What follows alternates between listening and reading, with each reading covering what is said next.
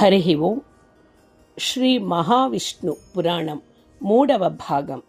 పరాశర మహర్షి కథ.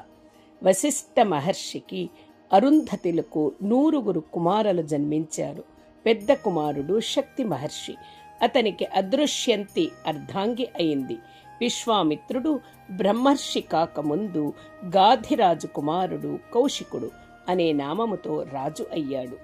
ఒకసారి సేనలతో వేటకు వెళ్ళి అలసి వశిష్ఠ మహర్షి ఆశ్రమానికి విశ్రాంతి తీసుకోవడానికి వెళ్ళాడు. వశిష్ఠుడు కౌశికుని అతని సేననులను ఆహ్వానించి ఆదరించి విందు భోజనం ఏర్పాటు చేస్తాను, ఆరగించండి అని అన్నాడు. రాజు అనే అహంకారం గర్వం కలిగిన కౌశికుడు నాకు నా అపార సైన్యానికి విందు భోజనం అడవిలో ఎలా ఏర్పాటు చేయగలరు, చేయలేకపోతే మిమ్మల్ని శిక్షిస్తాను అన్నాడు. సరేనన్న వశిష్ఠ మహర్షి, మీరు సమీపములో గల నదిలో స్నానాదులు చేసి రండి, విందు భోజనం సిద్ధం అవుతుంది అని వారిని నది వద్దకు పంపాడు. కౌశికుడు అతని సైనికులు స్నానాదులు చేసి రాగానే షడ్రసోపేతమైన విందు భోజనం పెట్టాడు. అందరూ కడుపు నిండా తిని తృప్తి చెందారు. కౌశికుడు ఆశ్చర్యం చెంది కారడవిలో ఇంతమందికి విందు భోజనం ఎలా ఏర్పాటు చేయగలిగారు అని వశిష్ఠుని అడిగాడు. తన వద్ద కల శబల అనే కామధేనువు కుమార్తె అయిన గోమాతను వశిష్ఠుడు చూపించి, నా తపస్సుకు మెచ్చి దేవతలు ఈ గోవుని ఇచ్చారు, ఈ గోమాత కోరినవన్నీ ప్రసాదిస్తుంది అని చెప్పగానే కౌశికునికి అసూయ జనించింది.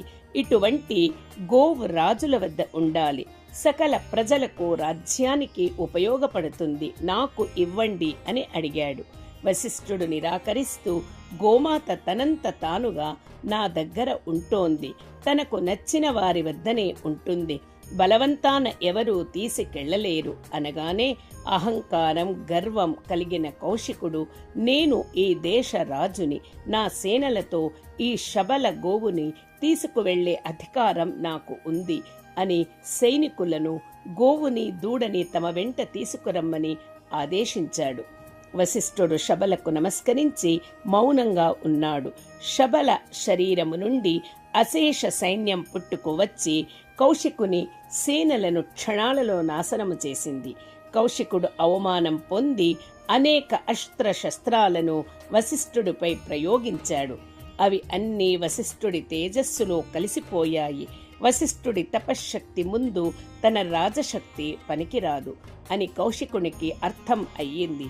తాను వశిష్ఠుడి వలె బ్రహ్మర్షి అయ్యి తపశ్శక్తి సంపాదించాలి అని నిర్ణయించుకున్నాడు.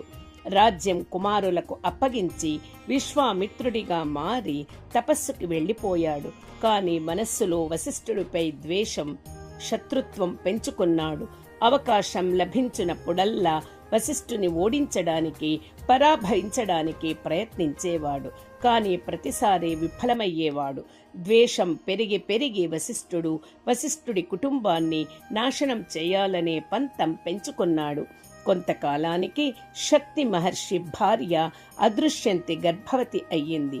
గర్భస్థ శిశువుగా ఉన్నప్పుడే పరాశరుడు తండ్రి తాతల నుండి వేద శాస్త్రాలు, పూర్వకల్పాలలో జరిగిన పురాణ కథలు విని ఆకళింపు చేసుకున్నాడు.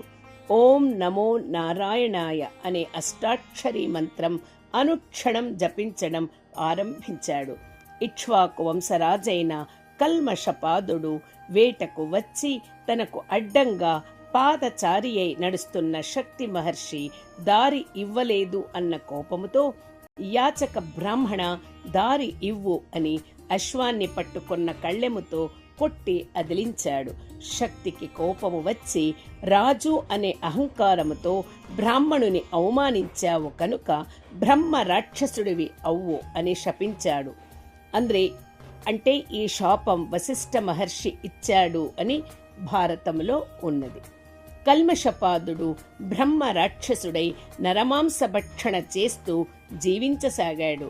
ఈ సంగతి తెలిసిన విశ్వామిత్రుడు తన తపశ్శక్తితో కల్మషపాదుని వశం చేసుకుని వశిష్ఠుడు అతని కుమారులపై దాడికి పంపాడు.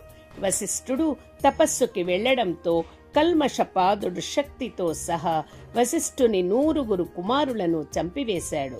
వశిష్ఠుడు పుత్రుల మరణముపై దుఃఖపడినా విశ్వామిత్రునిపై ప్రతీకార చర్యలకు పాల్పడలేదు. అదృశ్యంతి మాత్రం తన భర్త శక్తిని చంపిన రాక్షస దానవ జాతిపై ప్రతీకారం తీర్చుకోవాలి అని పట్టుపట్టింది. జన్మించిన పరాశరుడు ఇవేమీ పట్టించుకోకుండా నారాయణ స్మరణలో ఉండటము చూసి ఆగ్రహం చెంది, కుమార, భర్తను కోల్పోయిన తల్లిని పట్టించుకోకుండా పరమాత్మ ధ్యానంలో కాలం గడుపుతున్నావు అని దుఃఖించసాగింది. తల్లి దుఃఖానికి చలించిన పరాశరుడు అదృశ్యంతిని, ఏమి చేస్తే నీ దుఃఖము తీరుతుంది అని అడిగాడు. నీవు ముందే నీ తండ్రి నీ పినతండ్రులను చంపి నిన్ను అనాథను చేసిన దానవ జాతిని నాశనము చేసి నా పగ తీర్చి దుఃఖము తొలగించుము అని చెప్పింది.